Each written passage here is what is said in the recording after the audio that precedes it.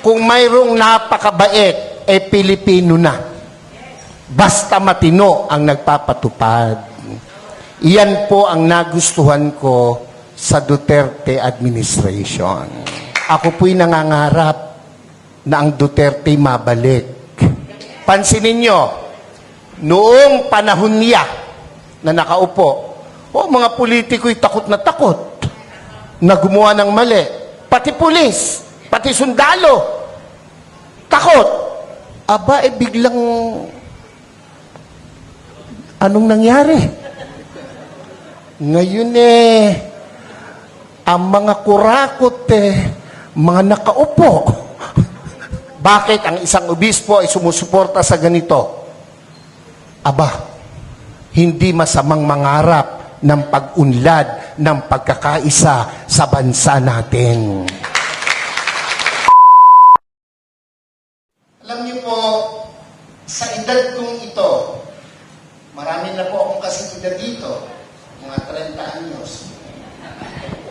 Huwag kayo magpapakilata. Sa paglalakbay ko po, Hong Kong lang.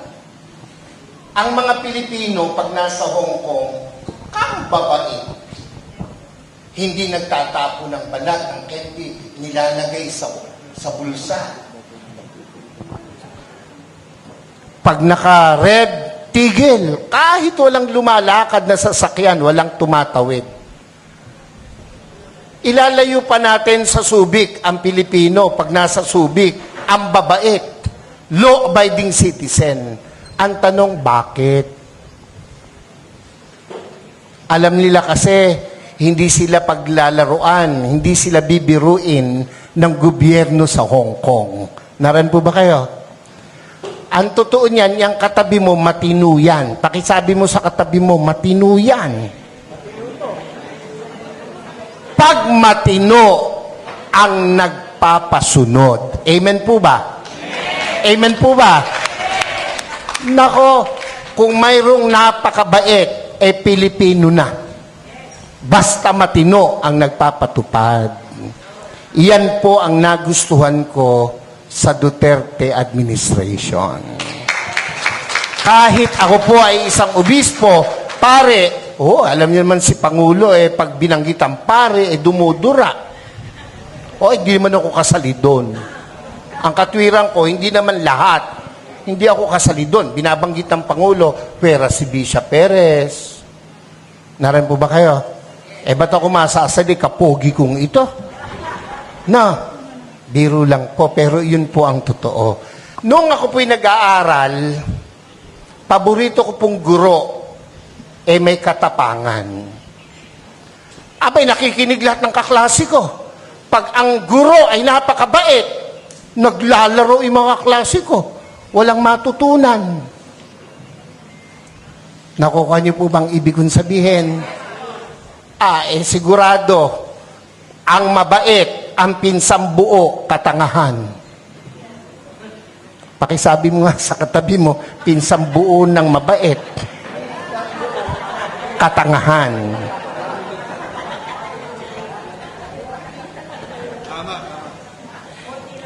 Ako po ay isang professor din by profession.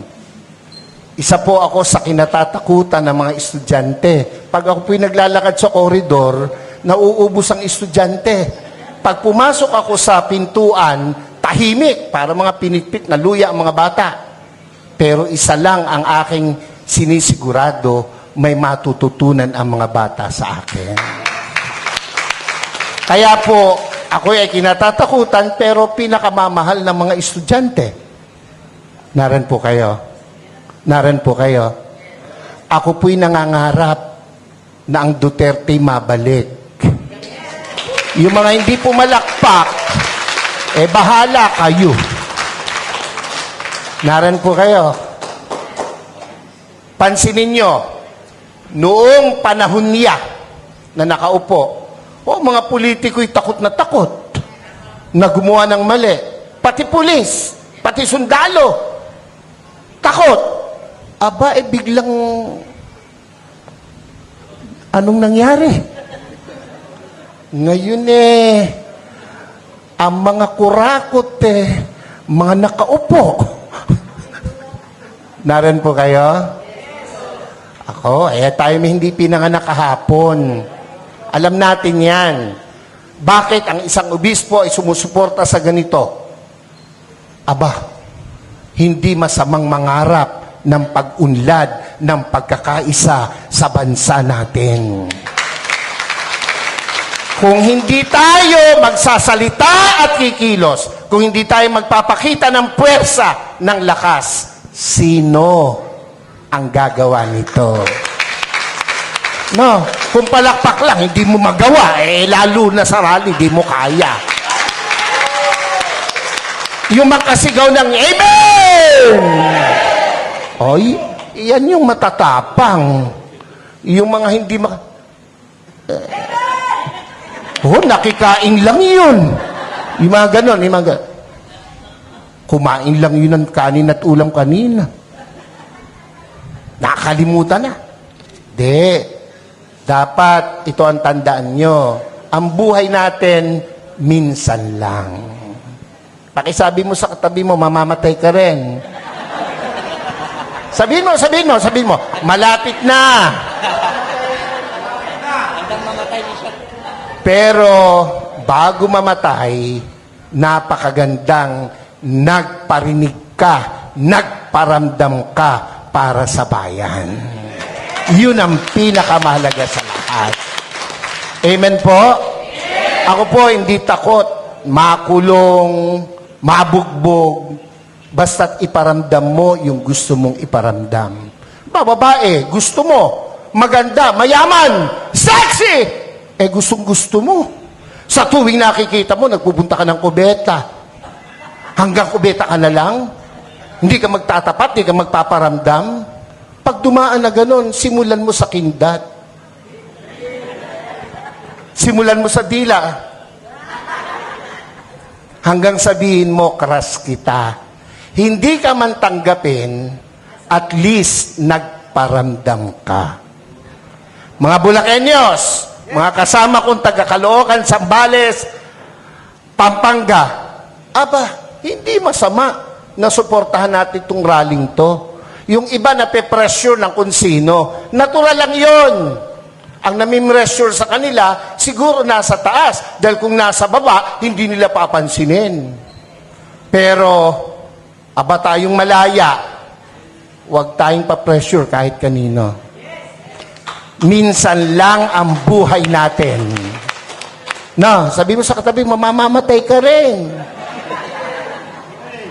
Sabi mo, mamaya lang. What?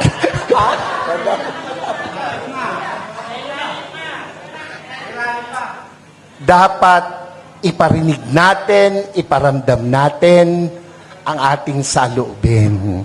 We are not against the government. Never. I never will. Lalo po ako. Nakapula nga ako Naran ba kayo? Pero, kailangan nilang makita, kanilang dapat marinig, ang dapat makita at marinig. Gera? Handa ba ang Pilipinas sa gera? Ha? Kurutan man, talo tayo sa kurutan. Ilan ang bilyon ang Chino, ilan tayo? Panuntukan, talo tayo. Huwag nilang gawing issue yan. At hindi mangyayaring magkagera.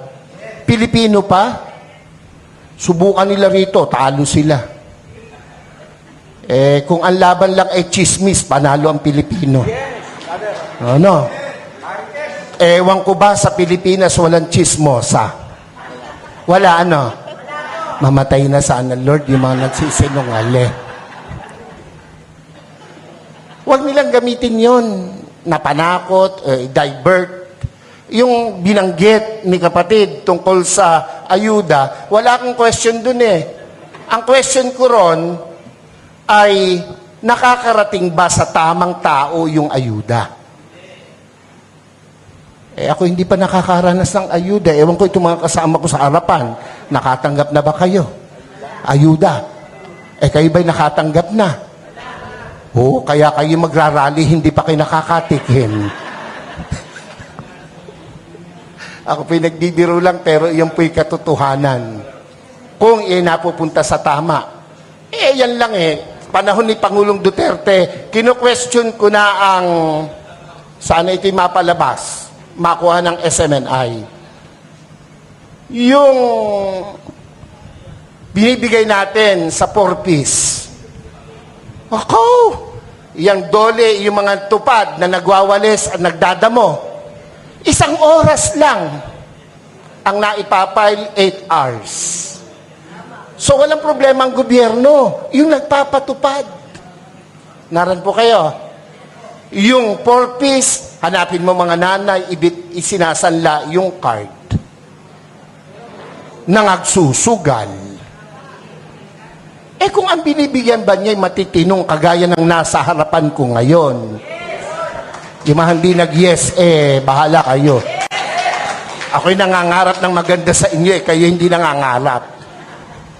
Naran po ba kayo? Hindi ako against dyan, pero dapat tama ang binibigyan.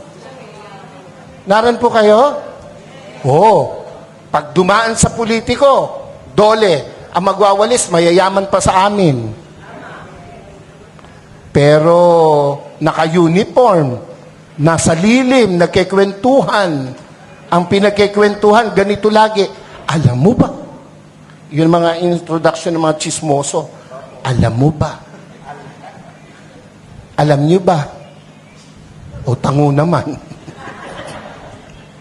Hindi tayo papayag na hindi natin iparinig, iparamdam, ipakita ang dapat nating ipakita sa bayang Pilipinas na ating minamahal. Ako po, kung matetreten sila sa pagtakbo ng mga Duterte, matreten sila. Bakit? Matitino yung Duterte.